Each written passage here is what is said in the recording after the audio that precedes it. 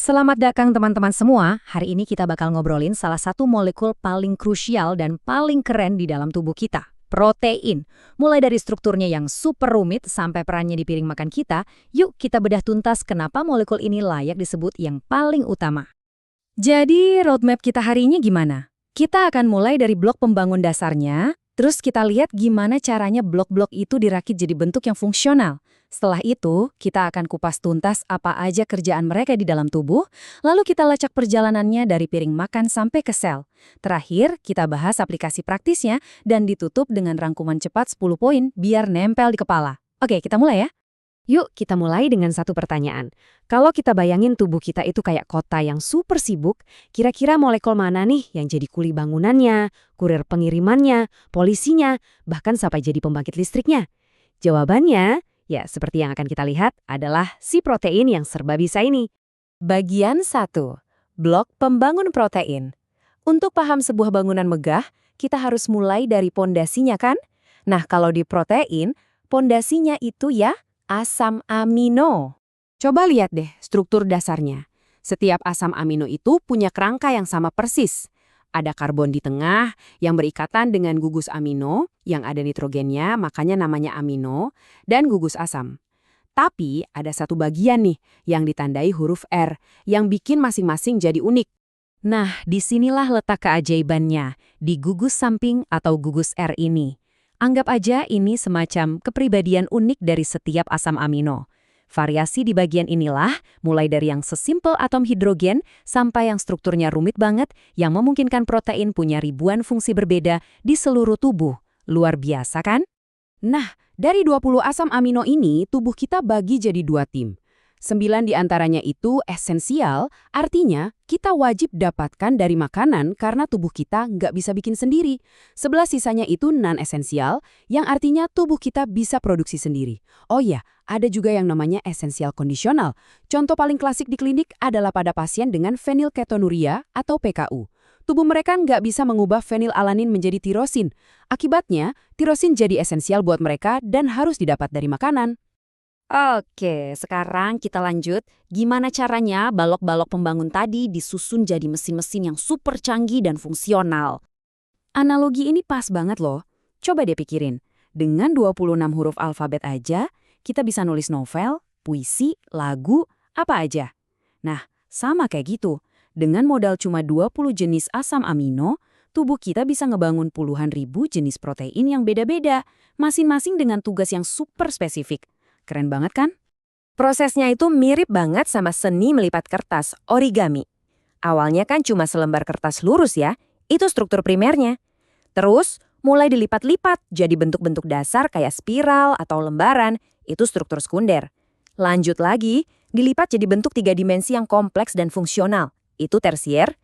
Dan kadang, beberapa hasil origami ini digabungin jadi satu karya besar, kayak hemoglobin. Nah, itu dia struktur kuaterner.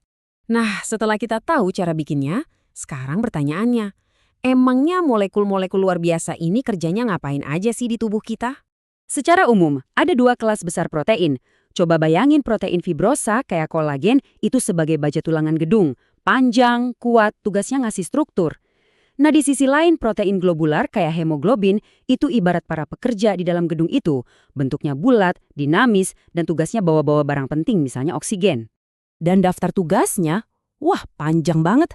Protein itu bisa jadi bahan bangunan, jadi enzim yang mempercepat semua reaksi kimia, jadi hormon, penjaga keseimbangan cairan, sampai jadi tentara di garis depan pertahanan tubuh kita dalam bentuk antibodi. Mereka ini beneran pekerja paling sibuk di tubuh kita. Bagian 4, dari piring makan ke sel. Oke, pertanyaannya sekarang, gimana caranya kita mindahin balok-balok pembangun esensial ini dari makanan kita sampai bisa dipakai sama sel? Prosesnya tentu dimulai dari pencernaan. Penting buat diingat, nggak semua protein itu kualitasnya sama. Kualitasnya itu diukur dari 2 hal. Seberapa gampang dicerna dan seberapa lengkap komposisi asam amino esensialnya. Proses pencernaannya sendiri dimulai di lambung, dibantu asam lambung dan enzim pepsin. Nanti di usus halus, protein ini dipecah total atau dihidrolisis jadi asam amino tunggal biar bisa diserap. Sumber hewani umumnya berkualitas tinggi. Kalau sumber nabati seringkali ada 1 atau lebih asam amino esensial yang jumlahnya kurang, yang kita sebut asam amino pembatas. Nah, Ini dia solusinya yang keren banget. Dengan menggabungkan dua sumber protein nabati yang berbeda, misalnya nasi dan kacang merah, kita bisa saling menutupi kekurangan masing-masing. Ini yang disebut protein komplementer, sebuah strategi nutrisi yang cerdas banget, terutama bagi yang menjalani pola makan nabati. Oke, sekarang kita geser dari teori ke praktek klinis dan tips-tips yang bisa langsung diaplikasikan. Angka ini wajib dihafal ya, 0,8 gram protein per kilogram berat badan sehat. Ini adalah angka kecukupan gizi atau AKG untuk orang dewasa sehat pada umumnya. Tentu aja angka ini bisa naik drastis untuk populasi tertentu, misalnya atlet yang lagi recovery atau lansia untuk mencegah kehilangan massa otot. Jadi ini adalah patokan awal kalian di klinik.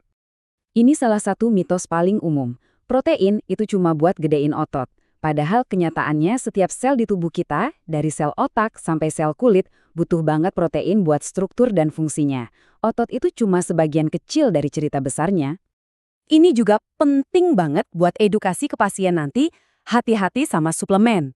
Tubuh kita itu didesain untuk mencerna protein dari makanan utuh. Kalau kita minum suplemen satu jenis asam amino dosis tinggi, itu bisa membanjiri sistem penyerapan kita. Akibatnya, penyerapan asam amino penting lainnya malah jadi terhambat karena harus bersaing. Dan ini, sedikit bocoran masa depan, nutrigenomik. Ini bidang ilmu yang lagi ngehits banget, di mana kita belajar gimana makanan yang kita makan sampai ke level asam aminonya bisa ngobrol langsung sama gen kita dan ujung-ujungnya mempengaruhi kesehatan kita di masa depan. Oke, biar semuanya nempel di kepala, ini dia rangkuman super cepat poin-poin paling krusial dari pembahasan kita. Ini yang benar-benar harus kalian kuasai. Siap? Ayo kita mulai. 1. Protein terbuat dari 20 asam amino. 2. 9 diantaranya esensial, wajib dari makanan. 3. Yang bikin beda itu gugus sampingnya. 4. Urutan asam amino menentukan bentuk 3 dimensinya. 5. Ingat mantra ini, bentuk menentukan fungsi. 6. Fungsi utamanya mulai dari struktur kayak kolagen sampai transportasi kayak hemoglobin. 7. Pencernaan dimulai di lambung dengan pepsin. 8. Protein hewani umumnya berkualitas tinggi. 9. Nasi dan kacang-kacangan adalah contoh protein komplementer. Dan 10. Patokan dasarnya 0,8 gram per kilogram berat badan. Kuasai 10 ini dijamin aman. Sebagai penutup, saya mau ninggalin satu pertanyaan buat kalian renungkan. Setiap kali kita makan, kita itu bukan cuma ngisi perut loh, kita juga lagi ngirim instruksi ke sel-sel kita. Jadi, instruksi apa yang mau kalian kasih ke tubuh kalian hari ini? Coba pikirkan baik-baik ya.